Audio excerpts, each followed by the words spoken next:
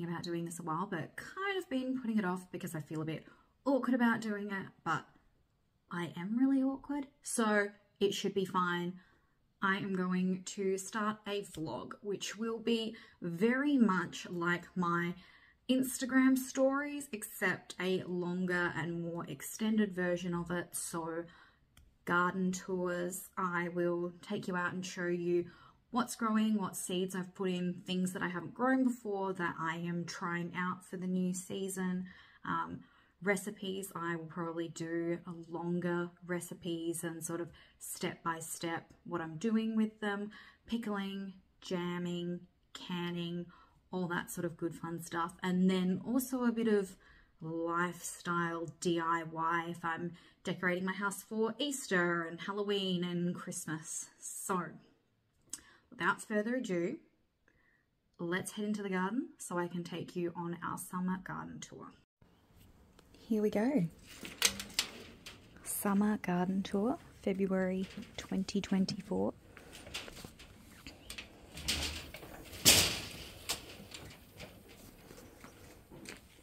So, strawberries still looking good. There's not too many ripe ones on here because I picked them all this morning to take them to brunch. And then a couple of little lemons are starting to come through. I was told the other day that lemon trees have on and off years, like they'll have a good year and they'll have a bad year. I think this might be my bad year because I had a reasonable crop of lemons last year, but who knows, maybe that was my bad year and I'll get a ton this year because there's lots of little ones in there. One there and then another one back there. So, oh, yeah, another one there. So maybe last year was the bad year. My finger lime, still just holding on to this one little guy. I think that's probably as big as it's going to get, and I am going to pick it next weekend for a gin and tonic. Native raspberry, this one just tied up because it was getting tangled and just growing everywhere.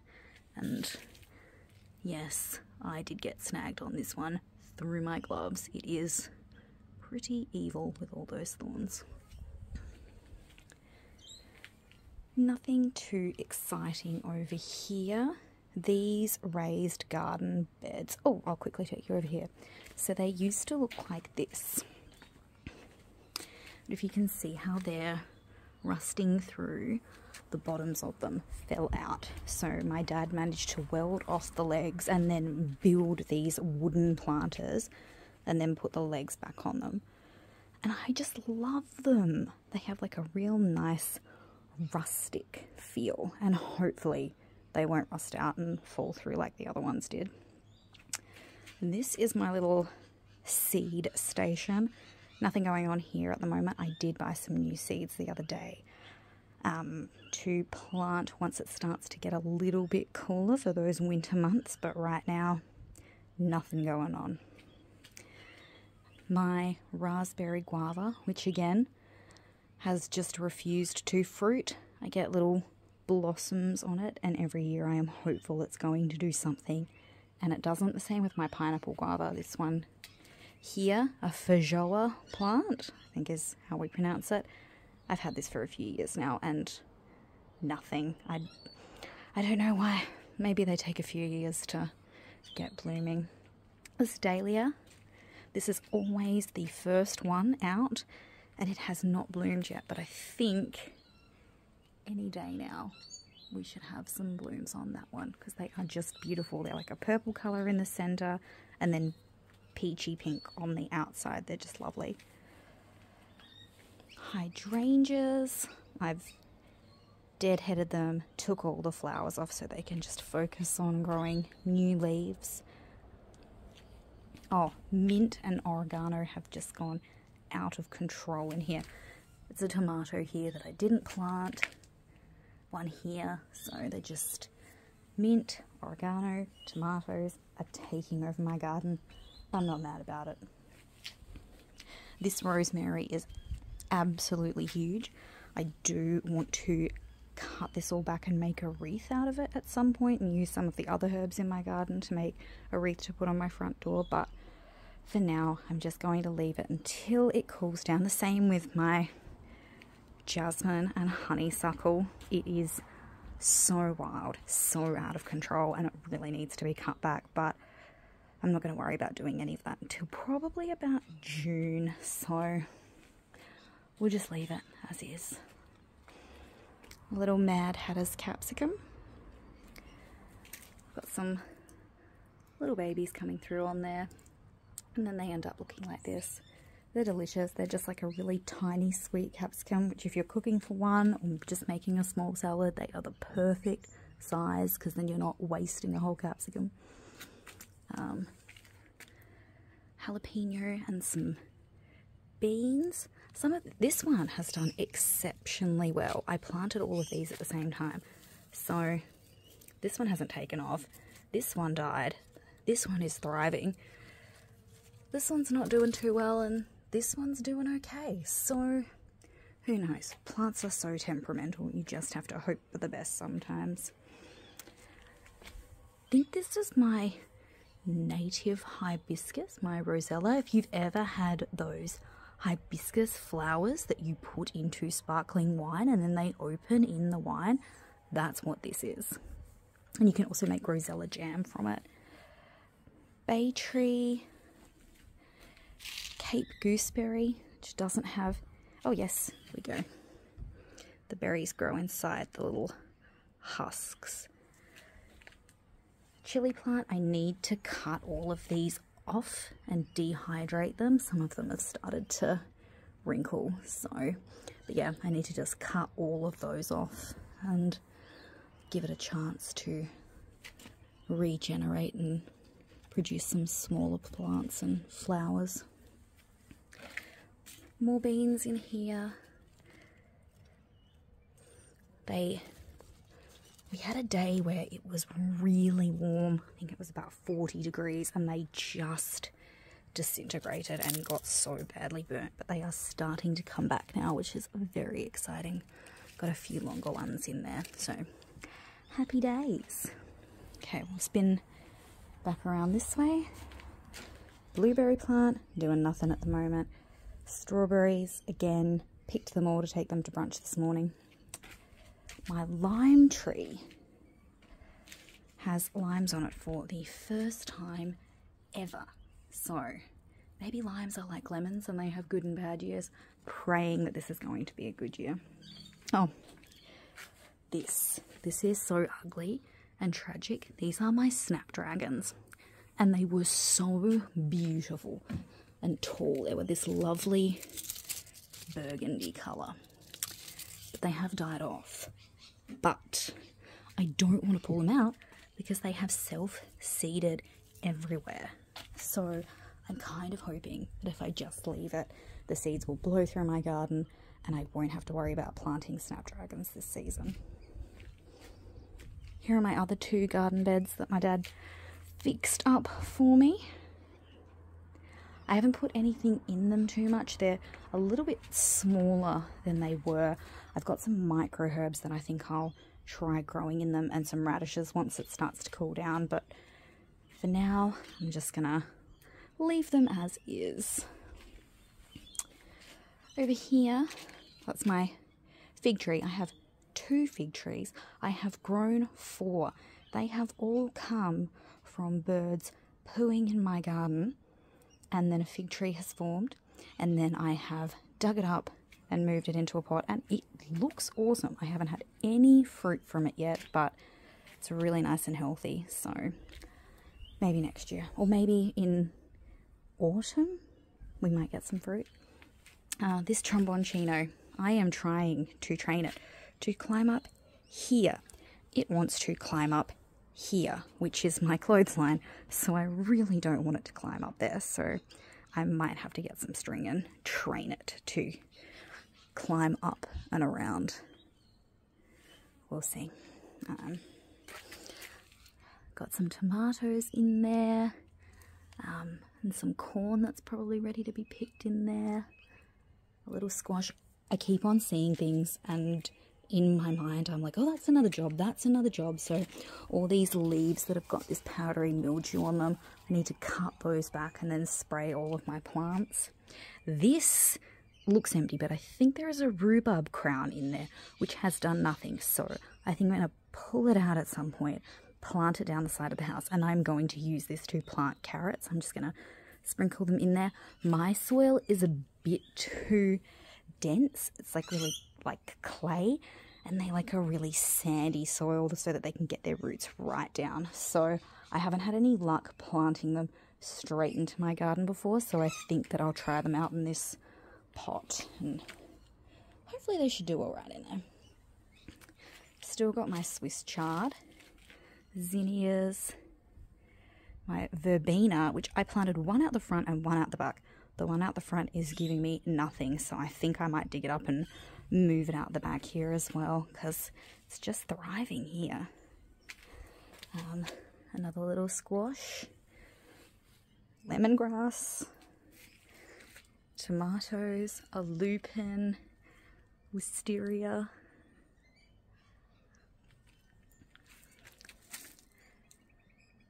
our trombone pacino back there doing very well. I have a heap of tromboncinos that just didn't get pollinated and probably need to be cut off, so this one's dying. That's another one that didn't make it. That little one in there. Oh. And that one over there. So apart from this great big one, not having all that much luck with them this season. I have my cucamelon, which has finally taken off.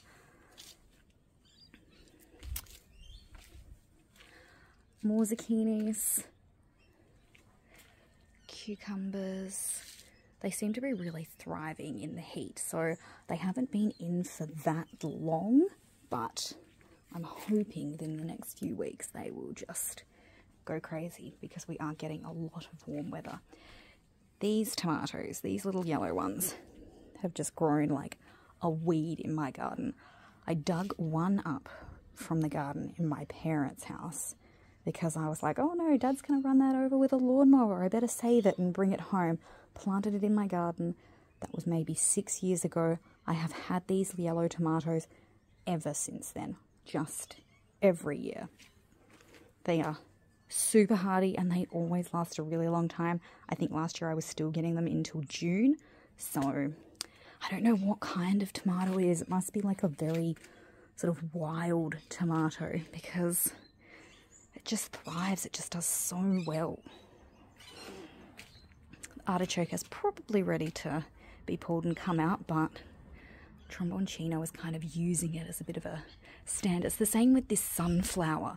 I think I'm going to have to pull all the leaves off of it and deadhead it, but I want to leave it there because that cucumber, I'm guessing, will probably like to climb up it, so it will make a good steak. Now, I've got more Tromboncinos in here. I think this one, probably not a goer, but these two I hand pollinated, so really hoping that they will work out. Got some beans in here, 1, 2 and 3. This all needs to be cut back. Oh, leave that alone. Yes, it's quite a hearty meal. 3 beans. Could live off of that, huh? Strawberries.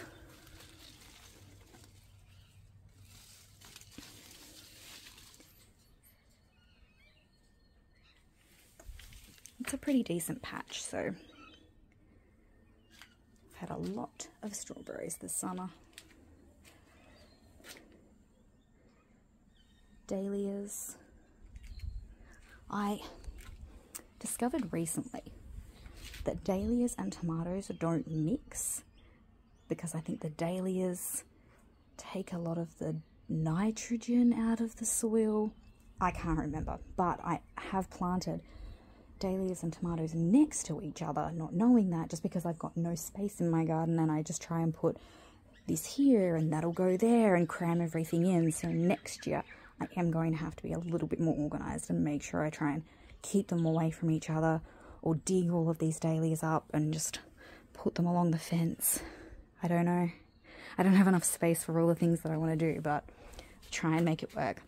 Again, currant tomatoes, something I planted 6 years ago, haven't planted since. Every year I get tons of them, so that's a really handy one if you are looking to be a first-time grower of tomatoes. I would go these currant tomatoes or cherry tomatoes. More beans, zucchini. I planted these all at the same time. So that's 1, 2. There was one over here, but it died. Oh, and 3 over there. So yeah, plants are just temperamental. Sometimes they will just take off, like this one.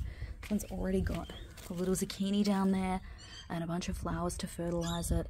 And then this one's just kind of struggling a little bit. And there's no difference in how I planted them or grew them or fertilized them or watered them. So, I also have a lot of sweet peas that have self-seeded. I don't know if I'll get any blooms this time of the year, but they are starting to pop up everywhere.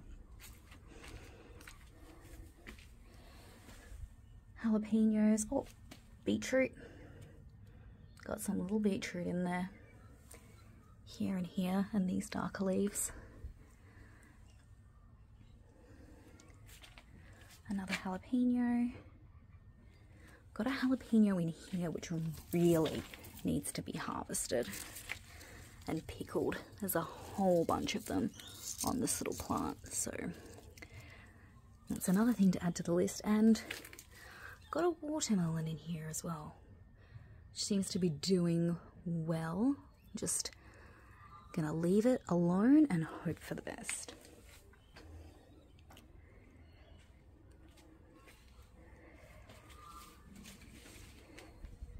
Pumpkin.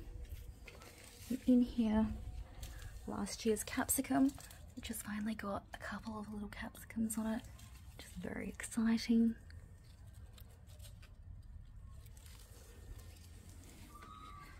And we're almost done. Couple of little tomatoes there that I could probably pick. I am leaving a few as a decoy tomato because I know I have a possum around here somewhere because it ate one of my big green tomatoes and I'm very upset about it. Rhubarb, again, another job. I really need to harvest this and stew the rhubarb and make some kind of apple and rhubarb crumble or pie.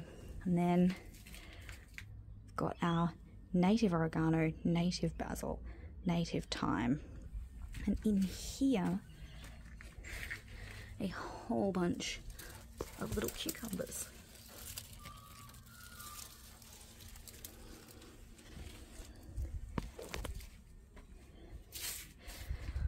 So that is kind of it for our garden. Oh, here's my other fig tree.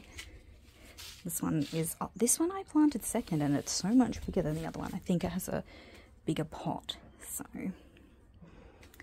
Oh, and in the raised garden beds, a couple of jalapenos.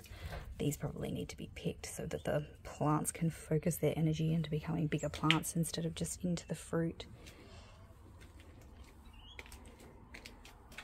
This is my native garden, so I've got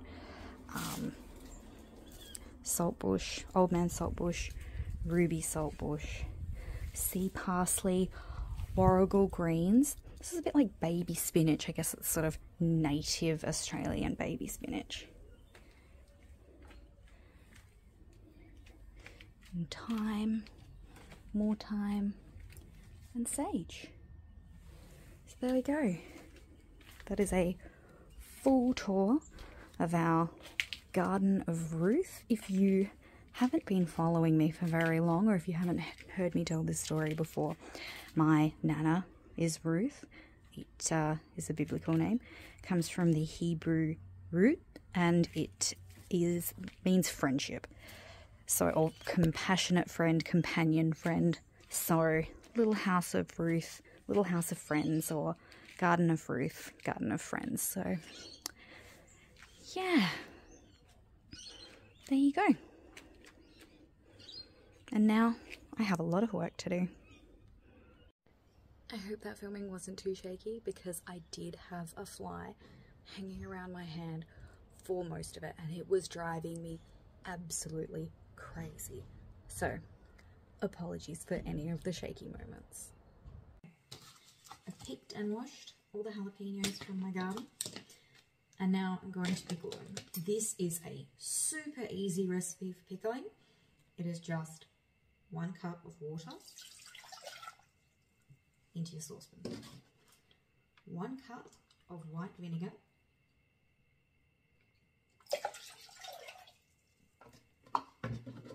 2 tablespoons of sugar and 1 tablespoon of salt.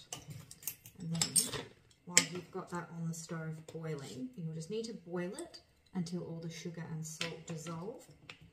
And then you can pour it into your jars, which will have the jalapenos in the jars. So we'll get to that step in a second.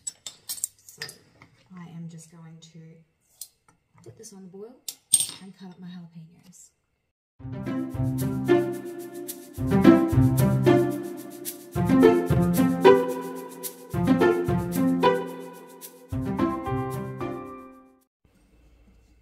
So I'm just going to keep stirring this until all of the sugar and salt crystals have dissolved. And then we'll transfer it from the saucepan into a jug so it's easy to pour into those jars. If you had a funnel, that would be a really easy way to do it as well, but I am just going to stick with my jug this evening.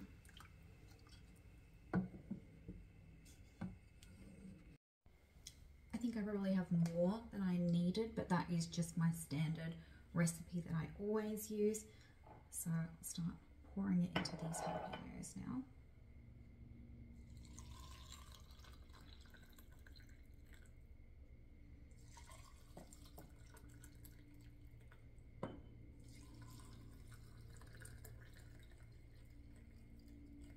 Oh, no, I think that is just perfect.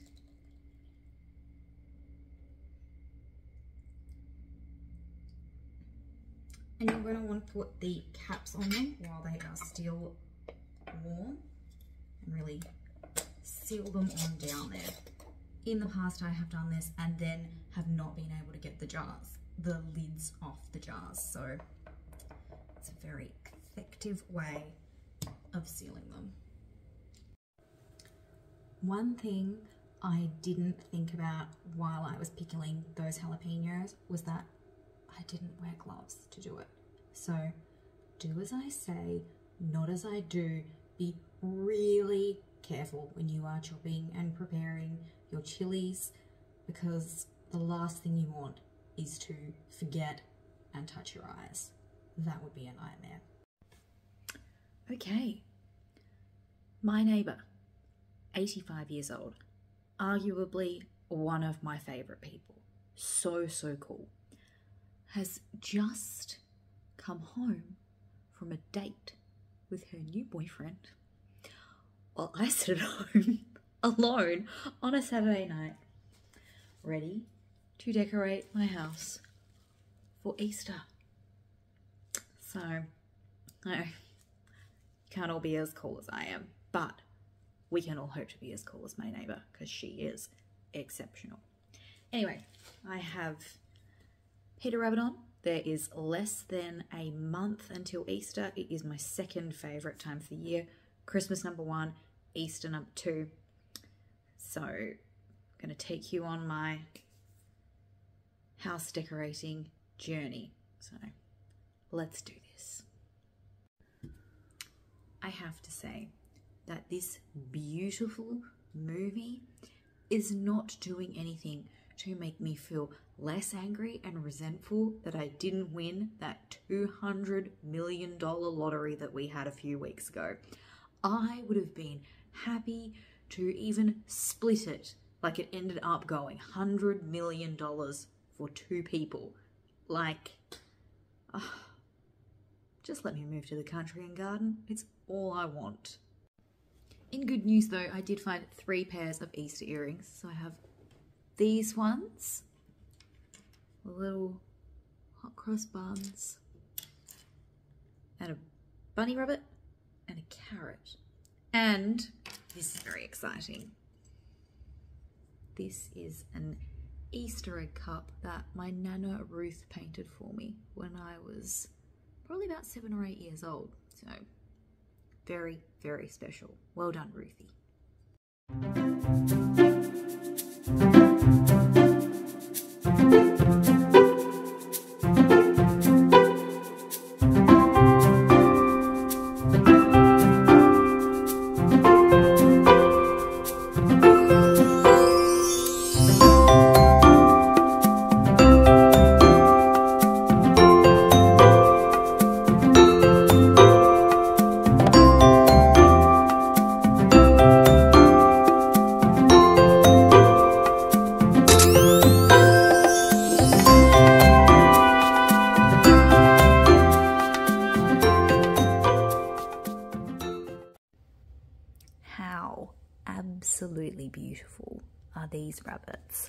I want jackets like this in my size, and this little outfit. So cute. They're from Bed Bath and Table, and they bring them out every year. The only thing I don't like is that I've only got 5 of them instead of 6, and I would like to have 3 on each tree just so that they're symmetrical.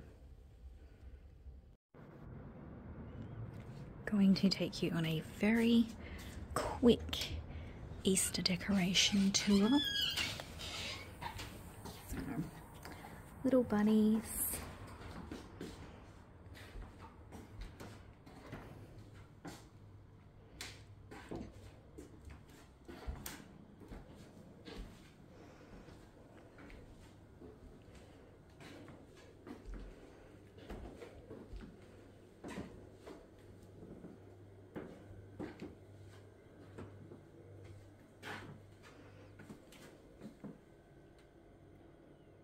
There you go, all ready for Easter. Little baking station set up, cannot wait. And that is the end of our very first Little House of Ruth vlog. If you have watched all the way through, thank you so much. If you have any comments or notes or questions or suggestions, please let me know. This is something that has proved to be a bit more challenging than I thought. I'd noticed as I was going through and watching it that the camera angles probably need to be changed, and I'm still trying to get the hang of the intro and outro, but it's all practice. That will all come in time. I'm not certain how long you would like these to be. Let me know if you prefer them to sort of be a bit shorter, say 10-15 minutes, or if you like a longer vlog, sort of 30 to 45. I think this one's probably going to be about half an hour with such a long garden tour. But yes, thank you so much for watching, and if you want to follow me, I am on Instagram, little_house_of_Ruth. Very similar to the blogs, but a much shortened down version of this, little moments in the garden and in the kitchen. So thanks guys, bye.